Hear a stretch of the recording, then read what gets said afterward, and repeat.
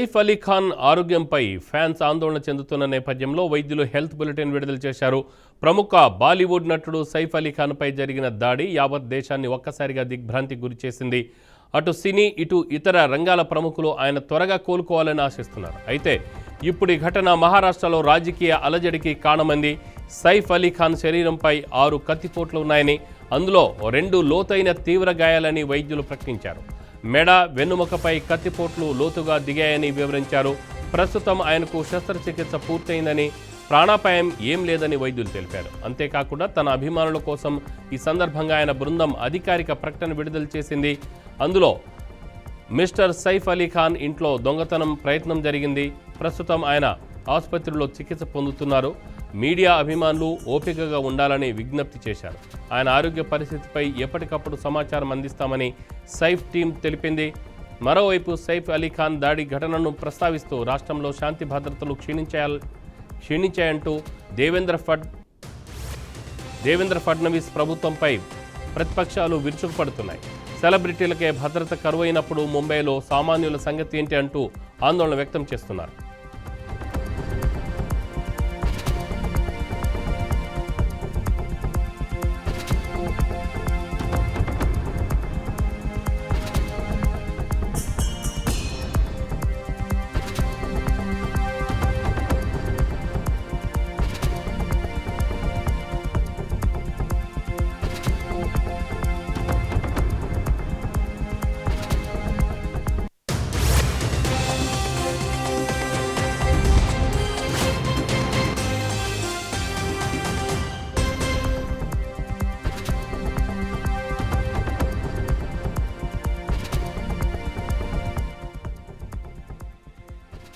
సైఫ్ అలీ ఖాన్ ఆరోగ్యంపై ఫ్యాన్స్ ఆందోళన చెందుతున్న నేపథ్యంలో వైద్యులు హెల్త్ బులెటిన్ విడుదల చేశారు. ప్రముఖ బాలీవుడ్ నటుడు సైఫ్ అలీ ఖాన్పై జరిగిన దాడి యావత్ దేశాన్ని ఒక్కసారిగా దిగ్భ్రాంతికి గురిచేసింది. అటు సినీ ఇటు ఇతర రంగాల ప్రముఖులు ఆయన త్వరగా కోలుకోవాలని ఆశిస్తున్నారు. అయితే ఇప్పుడు ఈ ఘటన మహారాష్ట్రలో రాజకీయ అలజడికి కారణమైంది. సైఫ్ అలీ ఖాన్ శరీరంపై 6 కత్తిపోట్లు ఉన్నాయని, అందులో 2 లోతైన తీవ్ర గాయాలని వైద్యులు ప్రకటించారు. మెడ, వెన్నుముకపై కత్తిపోట్లు లోతుగా దిగాయని వివరించారు.